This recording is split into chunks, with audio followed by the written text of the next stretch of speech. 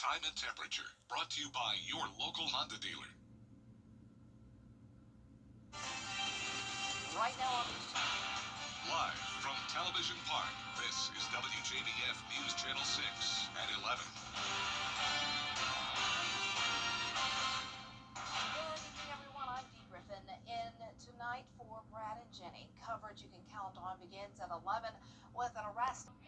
A Richmond County Sheriff's deputy has been fired and is facing charges tonight. Diana Santiago is charged with a violation of oath, conspiracy to purchase or possess narcotics, and illegal street gang activity. We're told she had been with the sheriff's office for a little more than 5 years. She is currently in jail at the Webster Detention Center. The family of a slain Helms College student is speaking out 1 week after he was killed in the school's parking lot. Martin Gordon was attending the school to become an HVAC technician, but was stabbed to death outside the school late last Monday night. Graham Lee spoke with Gordon's brother today. You know what I mean? Like, honestly, man, I haven't been able to grieve the way that I know I should, because I don't know the reasoning behind it. 1 week after Martin Gordon was killed, his older brother Daryl is speaking up. He recalls the events from last Monday night when he arrived on scene and the heartbreaking news from first responders. She checked him and she was like, "Yes, sir, he's gone." So, I mean, I just found him laying in the street when I pulled up. Yeah. Bill says he and the family are still trying to cope with his loss, saying Gordon was the last person he would expect to be in that situation. I know the attack on my brother was random. My brother doesn't know anyone out there on Washington Road. I drop him off, I pick him up. He says Martin loved video games, anime television like Dragon Ball Z, and was a big family man. Gordon was a single father of 2 young children, leaving behind an 8-year-old daughter and a 6-year-old son. Mills says he radiated positivity. If we seen something, he'd be like, "Oh man, that's messed up. I wish I could help." I'm like, "I understand, man. You know what I mean? That's just how he thought consistently. He was just kind. He was a kind guy." Gordon was also a devoted student at Helms College, where he started just 4 months ago to be an HVAC technician. The school says they've now increased security measures with off-duty police officers to patrol the area day and night. Mills leaves this message for the surrounding community. So if you have family, tell them that you love them. I wish I would have told my brother that I loved him more. You know what I mean? I know he knew I was proud of him, but I wish I would have said it more. All the things that he did. The sheriff's office is still looking for a suspect in this case. Contact the Richmond County Sheriff's Office or any local police, law enforcement if you have information. Well, Chief Meteorologist Jennifer Charles is joining us now for a look outside for tonight and tomorrow. It was a beautiful day. It started off cold. It's ending cold. It's going to begin cold tomorrow again. I understand. Yeah. Then warm up. It's just all over the place. Yeah, and I think my tire pressure light is on Yes. because of it, Dee. I Yep. mean, we are seeing some significant temperature drops in our late night hours and early mornings, just like Dee was talking about. And right now on our Terry Lambert Hyundai Skyview Cam in Aiken, it's a nice, beautiful night. Clear skies, not much going on other than the cold. This morning we were at 41 degrees. That's 10 degrees below average, but still pretty comfortable, even warm, you could say, in the afternoon with a high of 75. Only 3 degrees below average. Look how much colder it is than this time yesterday. 20 degrees colder in Augusta. That's why I think my tire pressure light went on around the CSRA. We're down to 49 degrees in Augusta, 48 in Aiken, already at 11:30. We actually hit these temperatures around 10:30, and our current temperatures across the rest of the CSRA are in those lower 50s. 51 in Wrightsville, 50 in Edgefield, 53 in Waynesboro. The dew points are very low in the 40s. That helps to allow those temperatures to drop pretty suddenly and rapidly, and the winds are also very calm, only up to around 5 miles per hour at the highest. We have high pressure centered right overhead. A cold front came through this morning, and another cold front is on the way. Now, in the meantime, we'll briefly warm up tomorrow. I know it doesn't look like it based off the morning temperatures in the 40s, but once we get into the afternoon, we will make it to 82, but then cooling down again on Wednesday. More details coming up, but back to you, Dee. All right, thanks so much. We'll see you in a few minutes.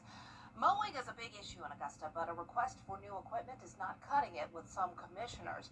With all the ball fields to take care of, the rec department wants funding for a new mower. City officials say the current mower is constantly being repaired, but the new mower is creating some sticker shock. The cost is more than $103,000. That's a lot for one lawnmower. I understand it'll cut, 11 feet or whatever. That's still a lot of money for one more. Hopefully they're going to go back and find maybe I hate to say a cheaper version, or a much more economical version. Commissioners are scheduled to vote Tuesday on whether to buy the mower or go back out for bids. Two Georgia state lawmakers spent some time in Augusta this afternoon. State Senator Harold. A new restaurant is coming to Columbia County. Nordhaven Rustic features Scandinavian architecture with European-style food. It'll be located in Evanstown Center off North Bel Air Road. The executive chef says he believes the restaurant's unique two-style concept will be well received by the community. Next time on Jenny, giving people the tools to address trauma, support youth, and build resilience. Trauma and stress affect us all, but resilience, how we cope and bounce back, can be built. Resilient Communities of East Georgia offers training not just for professionals, but for anyone who cares about kids, families, and the health of our communities. It's all about recognition, prevention, and intervention skills. In working with youth, we recognize that we also need to be training adults, whether that's a parent caregiver, whether that's law enforcement, first responders, teachers and educators, our churches and faith-based organizations. Everyone who interacts with children and families can benefit from learning more about the effects of adverse childhood experiences, trauma-informed care, and how to build resiliency to weigh against those things. We'll learn a lot about resiliency skills and how they benefit the community at large, plus Habitat for Humanity's Restore, as well as Halloween at the Morse Museum. The Boo Bash is spooky fun for everyone. That's Tuesday at 12:30 on Jenny. Well, the state of Georgia's film industry is good. That's according to insiders. Coming up after Jenna's forecast, we'll look at some of the projects being filmed in the Peach State. And we're going to see a brief warm-up tomorrow before we cool right back down on Wednesday. It's also going to be a dry and sunny week, but could we eventually see some rain from the tropics? I'll have the answer when we return. It's time to go see Mike. Weather headlines on News Channel 6, brought to you by Southpaw Roofing. Now, your most accurate forecast with WJBF Live 5/6. Welcome back, and thank you for joining us on this late Monday evening. You're starting out with a look at our Terry Lambert Hyundai Skyview cam over at Augusta Regional Airport. Completely calm winds. The American flag is not moving at all. 49 degrees out there. 46 is the dew point. It is just a cold October night. A lot of places still in the low 50s, but we are seeing more and more spots drop into those upper 40s now. 48 Gibson and Aiken. Saluda, you're at 49.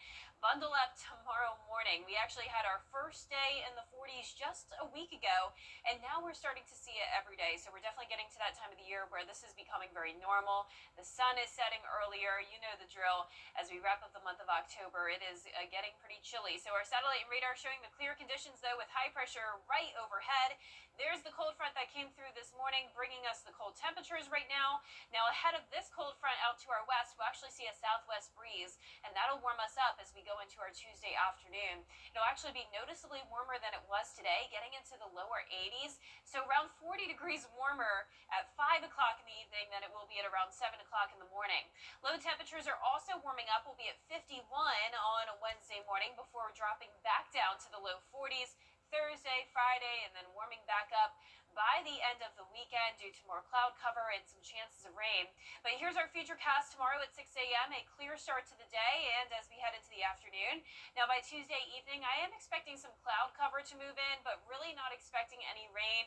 Maybe a stray shower possible, but we're going to have this really dry air in place still, limiting those rain chances. And we'll quickly clear out to by 8 a.m. on Wednesday. Once again, a warmer start to the day. But as high pressure builds back into the area, we're going to have that cool down again Wednesday afternoon and Thursday, with those temperatures returning into the mid-70s for highs.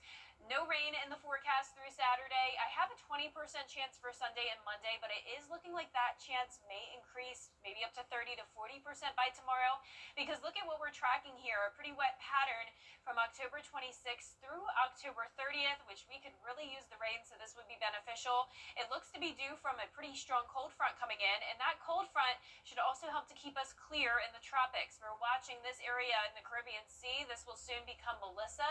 90% chance of development, but notice the spaghetti model plots either having it just fade away in the Caribbean Sea or make a turn out into the western Atlantic, pretty far away from the East Coast with the exception of this one model, and that's all due to that powerful cold front. So we'll keep an eye on that for you, but as of now, looking good. Your 10-day forecast showing plenty of sunshine and dry weather with just that 20 to 30% chance of rain next week. Back to you, Dee. All right, thanks so much. The Georgia entertainment industry. Coming up on News Channel 6 at 11, the latest on that widespread internet outage that has probably affected you in some way today.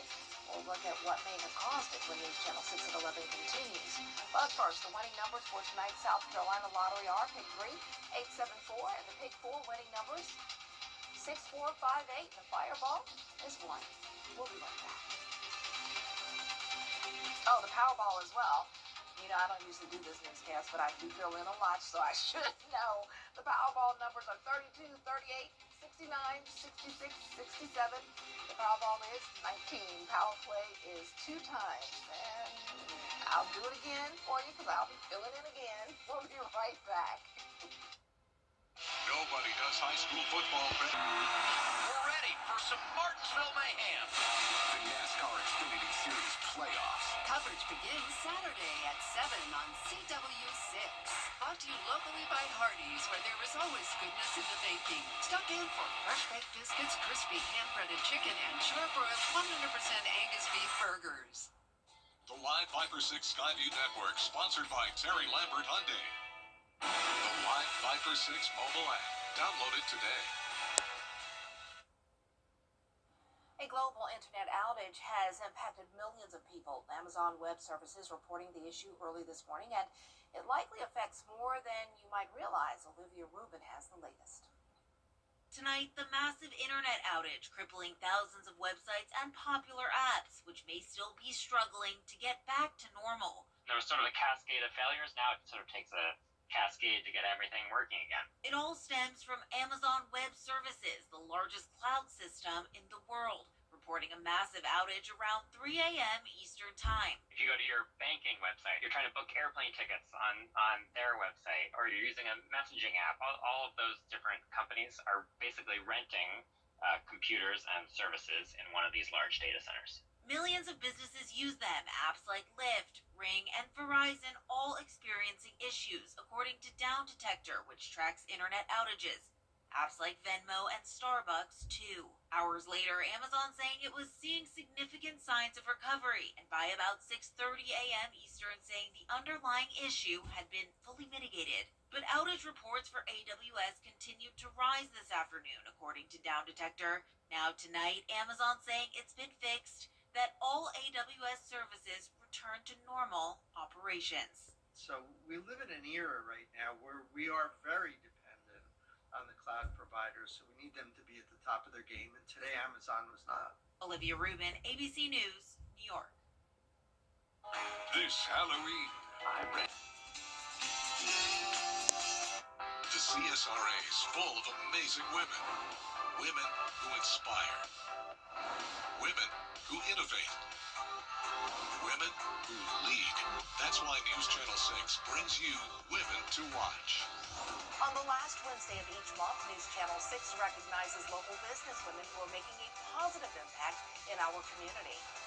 Nominate someone today at WJBF.com.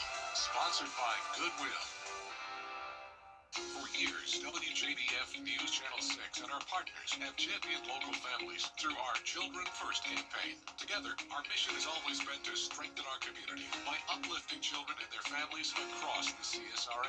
Count on News Channel 6 as we make a difference in the lives of local children. To learn more, visit WJBF.com/Children First. WJBF News Channel 6's Children First initiative is sponsored by Bridgestone and by Costello Law Firm. The WJBF Live Viper 6 Skyview Network is sponsored by Terry Lambert Hyundai. Low prices, big selection, and committed to quality customer service. Now, WJBF sports coverage you can count on. What's up, my Monday Night Sports folks? Listen, we're getting into the depths of GHSA playoff action with regard to softball and volleyball. Several of our teams still alive. Let's get into it. The action in Grovetown and Harlem, they're still entering Monday is still alive, trying to punch their ticket to Columbus for championship play. For championship play. Grovetown, though, they were on the road playing Buford in Metro Atlanta. Warriors in their season with a pair of losses to top-ranked Buford, but still a solid season, finishing 26-7 overall, second place in region play. Big congrats to them. But also Harlem will be in action in Class 3A playoffs. They'll host Heritage in the best 2 of 3 tilt starting Wednesday at 4 p.m. And again, winner heads to Columbus. Now, as far as volleyball goes, there's only one, and that is the Richmond Academy Musketeers, the last CSRA squad standing. Richmond Academy swept both Westside and Heritage in the first round action. They'll take on Lafayette Wednesday evening for a chance to advance to the Class 3A Final Four round against either North Hall or Cherokee Bluff. Now, would you believe it? It's almost hard to believe for me. I was actually in the gym today at Butler High School talking basketball. Yes, today was the first day and earliest possible day to start basketball practices for GHSA teams. And while today's action was technically tryouts, varsity roster practice doesn't settle until Wednesday. It doesn't mean the fervor for the sports, the area's favorite sport, isn't already high. In fact, Butler boys basketball coach Chaz Clark says this is the time of season he's most excited about as his Bulldogs get ready for a state title defense. And we excited, man. We're back that time again. That time we look for a skill, that's the obvious. And then after that, just want to see who has a good attitude, how they respond to adversity. So, we are definitely put guys in a situation where they never respond to adversity. We always look for to add more guys to the program. I think the biggest thing is, especially I'm going to speak for our program, is they take care of business in the hallway. You know what I'm saying? They take care of business in the classroom. Now, would you believe it? The season for Butler begins just 3 weeks away. They're going to face Lakeside on November 14th to open things up. That's it for sports. We'll be back after this break. Years ago, I lost my father.